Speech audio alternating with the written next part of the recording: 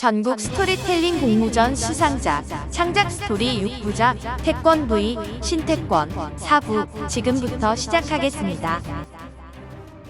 8등신 미인이신 이모는 항상 태권을 반갑게 맞이해 주었다. 하나밖에 없던 다 큰 외아들 녀석을 몇 년 전 교통사고로 세상을 떠나보내고 나서부터 더욱 외롭게 지내고 있는 이모는 태권을 항상 친아들처럼 반겨준다. 사실 이모보다 더 다정다감한 사람은 이모부다. 이모부는 원자력 발전소 운전과 관련된 전문 기술자로 근무하시다. 얼마 전 퇴직하신 후에도 이곳에서 계속 머무르고 계신다. 지금은 이곳 바닷가에서 생활하지만 그는 원래 서울 사람이다. 서울에서 대학을 졸업한 후 원자력 연구소를 거쳐 이곳 원자력 발전소로 발령을 받은 태권의 이모부는 원자력에 평생을 바쳤다. 비행기에서도 조정사가 있듯이 태권의 이모부는 원자력 발전소를 운전하는 아주 중요한 업무를 맡아왔으며 원자력과 관련하여 이론과 실무를 겸비한 우리나라 원자력의 산 증인이자 세계인 명사전에도 등재된 사람이다. 007 영화의 한 장면같이 조종석에 앉아있는 이모부의 모습을 태권은 떠올리니 태권은 발전소 내부가 더욱 궁금하게 느껴졌다.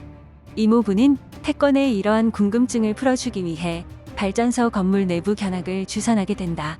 발전소 내부 출입은 매우 엄격하여 소정의 절차를 거쳐야 많이 가능하였다. 출입 신청을 마친 후 태권은 발전소 정문을 들어섰다. 잘 정돈된 정원과 건물들이 어울려 원자력 발전소는 마치 외국 공원에 놀러온 느낌을 태권은 받았다. 이 발전소 안에 약 2,000여 명 정도가 근무한다니 믿어지지 않았다. 태권이 발전소 건물 내부로 진입하기 위해서는 또 한 번의 출입 절차를 거쳐야 했다. 각 발전소마다 출입문이 별개로 다시되어 있고 금속 탐지기 등이 설치된 철제 회전문을 통해 한 명씩 들어가는 절차를 따랐다. 태권은 발전소 내부 건물 출입구 앞에서 이모부로부터 한 여자를 소개받았다. 그녀는 오늘 발전소 내부 안내를 맡은 홍보팀에 근무하고 있는 한 여직원이었다. 이모부께서 특별히 부탁하신 모양이었다. 태권은 본인도 모르게 본능적으로 V자 마크를 날렸다. 오래된 습관에서 나온 무의식적 행동이었다. 여직원은 양쪽 입꼬리를 올리며 U자 미소로 응답했다. 안내 여직원의 설명은 아주 구체적이고 논리적이라는 것을 태권은 느꼈다. 어려운 기술적 부분의 설명을 쉽게 이해시키는 기법이 매우 뛰어나다고 생각되었다. 그녀는 발전소는 1m가 넘는 철근 콘크리트 외벽을 갖춘 원자로 건물과 터빈과 발전기가 설치된 터빈 건물로 크게 구분되는데 원자로 건물은 직원이 상주하지 않고 모든 기기의 작동은 MCR, 즉 메인 컨트롤 룸이라 불리는 주제어실에서 작동한다고 설명해 주셨다. 태권은 우선 주제어실로 안내받았다. 주제어실로 가는 복도는 티끌 하나 없을 정도로 깨끗하고 주제어실 입구에는 에어 샤워기까지 설치되어 있었다. 주제어실 도착 순간 태풍은 깜짝 놀랐다. 정말 007 영화 비밀 본부쯤에나 나오는 기기가 방 안 가득 장치되어 있고 이 모든 기기들을 전문 운영 요원에 의해 운전되고 있다는 것이었다. 각 기기별로 원자로 제어반, 터빈 제어반, 연료 제어반, 전력 설비 제어반 등으로 구분되어 운전되고 있었으며 이곳에서 발전소 운전과 관련된 모든 사항을 통제할 수 있다고 했다. 마치 벽에 설치된 모니터에 연료를 교체하는 장면이 보여지고 있었는데 이러한 연료 교체는 로봇이 진행하고 있다고 한다. 이곳에서 태권은 우리나라 전력의 30% 정도를 원자력에서 나오는 전기를 사용하고 있으며 단가 또한 다른 에너지원에 비해 무척 싸다는 사실을 듣게 된다. 전원별 거래 단가를 보면 원자력의 경우 다른 에너지원인 유류, LNG, 석탄, 심지어 신재생에너지의 대표 선수인 풍력과 태양광과 비교하여 월등히 저렴하여 원자력이 없다면 지금의 전력요금보다 2, 3배를 국민들이 부담해야 함은 너무도 자명한 일이라는 것을 알게 되었다. 이는 곧 국가 경제와 국민 생활에 막대한 영향을 미칠 것이 분명하며 이제는 이러한 에너지 확보는 한 국가의 에너지 안보 문제와 연계된다는 안내 여직원의 자신 있는 설명을 듣고 그녀를 존경스럽게까지 느껴졌다. 태권은 지금까지 너무 우물 안개구리였구나 하는 생각이 들었다. 태권이 다음 코스로 안내된 곳은 터빈 홀이었다. 이곳에는 한 대의 고압 터빈과 두 대의 저압 터빈 그리고 발전기, 여자기 등으로 구성되어 있었는데 이 모든 것이 한 축으로 연결되어 약 73m의 길이를 가지고 있어 웅장하게 느껴졌다. 실제 원자로에서 핵분열로 인해 만들어진 고압의 증기를 이곳 터빈홀로 보내 이곳 터빈을 돌리고 그 힘에 의해 발전기에서 전기를 발생시키게 된다는 것이다. 원자력의 기본 원리조차 모르는 상태에서 항상 원자력 발전소에 대해 막연하게 불안하게 느꼈던 자신이 태권은 부끄럽게 느껴졌다. 태권은 여직원의 상세한 설명으로 원자력의 구조를 잘 이해하게 되었다. 태권은 사용된 연료를 물속에서 보관하고 있는 사용 후 연료 습식 저장 시설에 안내되어 관망창을 통해 사용 후 연료를 보았다. 방금 사용되고 난 연료 다발에서 비치는 신비로운 파란 빛깔이 체렌코프 현상이라고 여직원은 설명했다. 경수로와는 달리 천연 우라늄을 사용하고 있는 중수로 원자력 발전소에서는 매일매일 작은 연료 다발을 12개 정도 매일 교체하고 있는데 물속에서 약 6-7년을 보내고 그 후 건식 저장 시설로 이동된다고 설명했다. 이러한 연료는 재처리를 과정을 거쳐 다시 연료로 쓸 수 있는데 우리나라는 마음대로 재처리를 할 수 없다는 설명에 강대국들의 힘의 논리가 작용하고 있다고 태권은 느꼈다. 하지만 우리나라의 30년의 짧은 원전 역사에서 31개국 원전 운영국 중 미국, 중국, 프랑스, 일본, 러시아에 이어 세계 6위의 시설 용량을 보유한 원전 강국으로 자리 잡게 되었고 실제 발전소 운전과 건설 면에서 세계 최강의 위치에 자리 잡고 있다는 것을 여직원이 강조했다. 태권은 우리나라가 UAE에 원전을 수출하여 가동하게 되었으며 앞으로 체코와의 수출 계약도 순조롭게 진행될 수 있는 발판을 만들고 있다는 기사가 생각나서 원전 수출에 대해 물었다.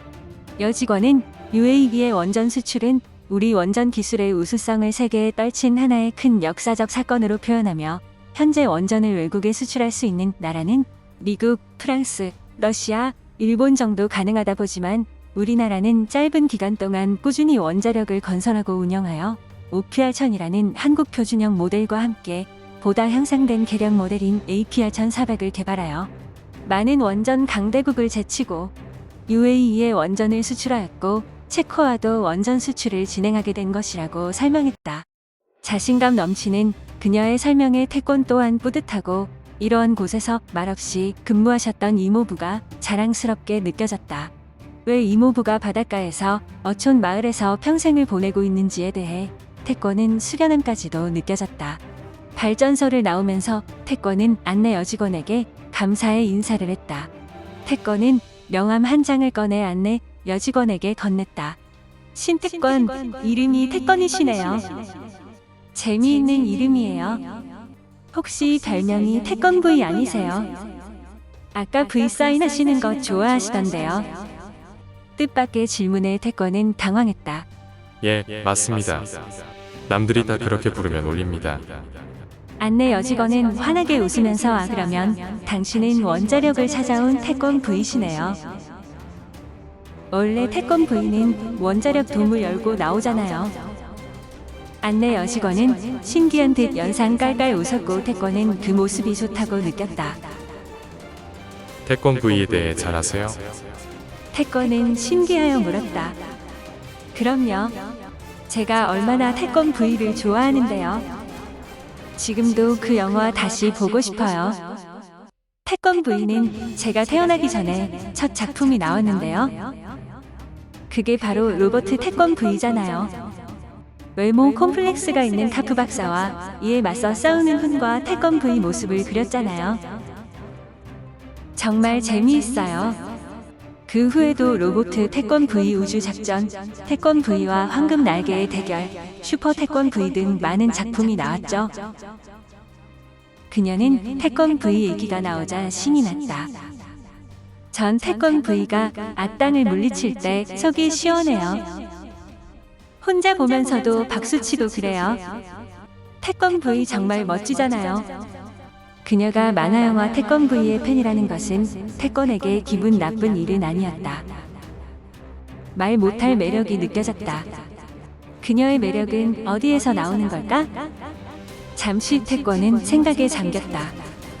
단아한 외모, 자신감, 순수함, 열정 어느 한 부분을 딱 꼬집어 말하기 어려웠다. 아무래도 전체적으로 패키지 형식으로 나오는 매력이 아닌가 보여졌다. 즉 종합 비타민과 같은 매력이라 정의할 수밖에 없어 보였다. 밝은 사고와 깔끔한 외모가 특징인 그녀를 보고 모두들 청정에너지라고 부르고 있다.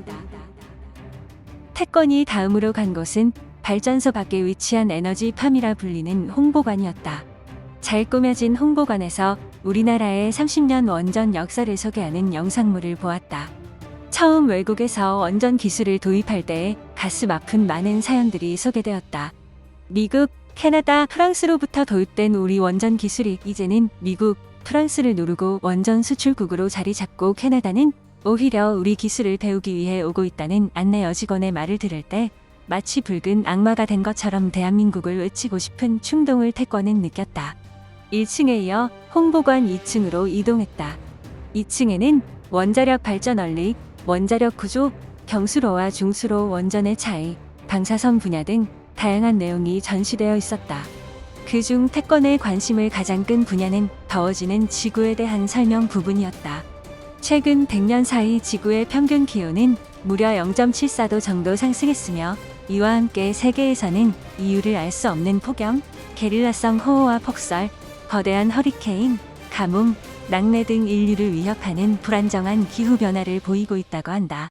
온난화가 지구에 미치는 영향은 너무나 커서 지구가 1도만 상승해도 10%의 생물의 멸종 위기가 발생하고 2도 상승 시 아프리카 사람들의 최대 6천만 명이 말라리아에 노출되며 3도 상승 시 최대 300만 명이 영양실조로 사망한다니 지구온난화의 피해는 상상을 초월하며 우리 모두가 해결해야 할 중요한 과제라는 것을 태권은 절실히 느끼게 되었다.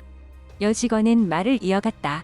인류가 19세기 산업혁명으로 물품의 대량 생산을 시작하게 되었고 산업혁명은 산업뿐 아니라 인류의 생활 전반에 걸쳐 대대적인 변화를 가져오게 되었는데 산업혁명의 당시 원동력이 된 석탄이나 석유 등 화석연료를 태울 때 나오는 이산화탄소는 지구를 마치 비닐하우스처럼 덮고 있어 온실효과, 산성비, 스모그 발생, 급격한 기후변화 등 각종 부작용을 낳고 있으며 지구 온난화를 방지하기 위해서는 온실가스 배출량을 최대로 줄여야 하기 때문에 지금부터라도 환경오염의 주범인 화석연료의 사용을 억제하고 청정에너지 개발이 절실히 요구된다고 절기하듯 설명했다.